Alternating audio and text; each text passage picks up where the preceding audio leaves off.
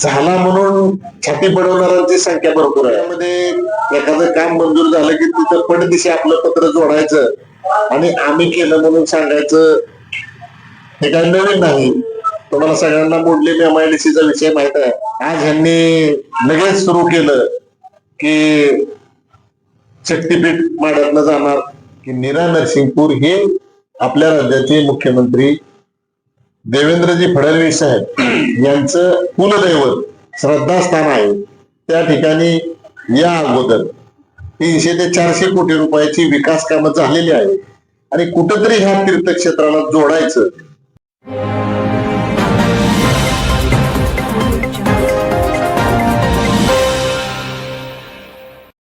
नमस्कार. डायरेक्ट मध्ये आपलं स्वागत आहे.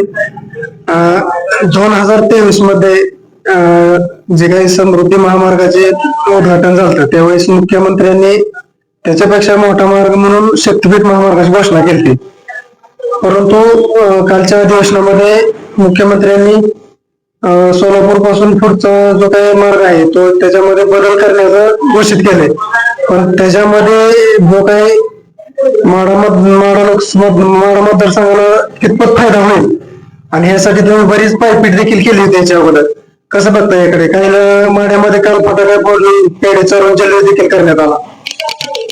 नमस्कार. ही गोष्ट खरी आहे की शिंगणापूर तुळजापूर कावड यात्रा म्हणजे शिवशक्ती महामार्ग, छत्रपती शिवाजी महाराजांची ती 2 आराध्य दैवत आहेत. एक शिखर शिंगणापूर आणि दुसरं तुळजापूर. या 2 तीर्थक्षेत्रांना जोडणारा थेट रस्ता असावा आणि त्यासाठी मी पाठपुरावा केलेला आहे. आपल्याला सगळ्यांना माहिती आहे की जवळजवळ 150 किलोमीटर पायी चालत आम्ही कावड यात्रा काढलेली आहे. आणि सुरुवातीला मला सुद्धा वाटत होतं की हा जो शक्तीपीठ मार्ग जाणार आहे तो आपल्या भागातला जावा.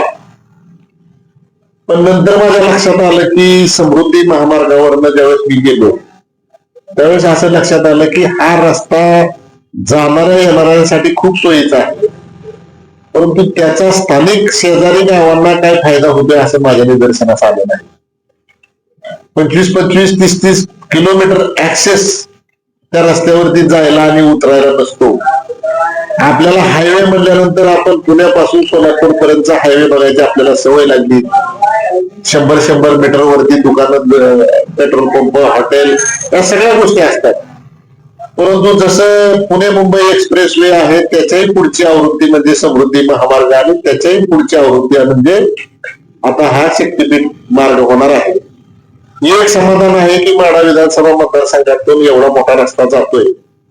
पण ह्या रस्त्याचा उपयोग दळणवळणापेक्षा सुद्धा जर भविष्यामध्ये कॉरिडॉरच्या माध्यमातून त्या ठिकाणी MIDC मोठे उद्योग जर त्या ठिकाणी आणले गेले तर ह्या रस्त्याचा उपयोग आहे. परंतु कावड यात्रा म्हणून जो रस्ता मी मागत होतो झाला म्हणून छाती बडवणाऱ्यांची संख्या भरपूर आहे. या तालुक्यामध्ये एखादं काम मंजूर झालं की तिथं पडदिशी आपलं पत्र जोडायचं आणि आम्ही केलं म्हणून सांगायचं, हे काही नवीन नाही. तुम्हाला सगळ्यांना मोडली MIDCचा विषय माहित आहे की मोडली MIDC मंजूर झालेली होती. फक्त नोटिफिकेशन काढताना काही गट हे माडोक मधले त्यामध्ये समाविष्ट झाले होते आणि तेवढंच फक्त दुरुस्त करायचं होतं. परंतु आताचे नवीन पेंचीव भाई यांनी त्या ठिकाणी आम्ही MIDC केली अशा प्रकारचं छाती बडवून घेतली आणि आजही कसा रस्ता जाणार आहे, उद्या चेंज होणार आहे का काय माहित नाही, त्याला ऍक्सेस किती आहेत काय माहित नाही. आज ह्यांनी लगेच सुरू केलं की शक्तीपीठ माड्यातनं जाणार, माढा विधानसभा मतदारसंघातनं जाणार आहे. परंतु मी आज तरी सांगू शकत नाही की तो रस्ता माढा तालुक्याच्या माढा विधानसभा मतदारसंघाच्या दृष्टीनं किती फायद्याचा आहे आणि किती तोट्याचा आहे. त्यामध्ये मार्ग बदलण्याचं कारण काय असू शकतं तुम्हाला?